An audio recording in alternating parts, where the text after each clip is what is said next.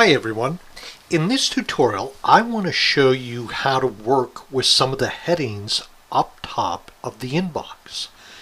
So these headings can be added and subtracted. The way I remove them is by clicking on the heading and holding and dragging it up off the screen and letting go.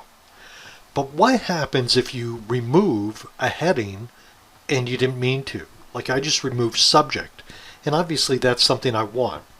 So what I'm going to do is I'm going to come back to the heading and I'm going to click on the right mouse button. I'm going to right click.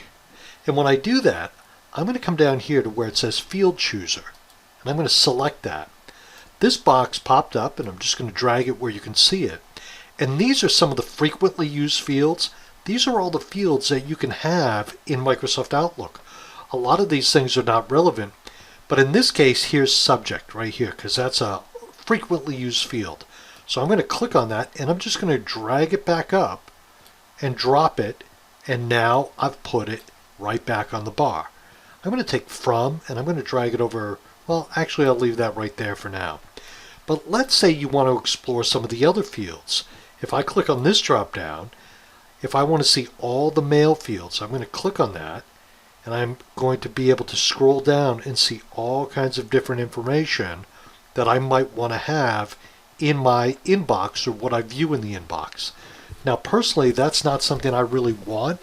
I don't really need more than what I have right here, but the potential is that you could have multiple things here on the toolbar, things that might be important to you that aren't necessarily important to me. I'm going to close this, and again, just to remind you how to do it, bring your pointer up to this bar on the top, right click and click Field Chooser.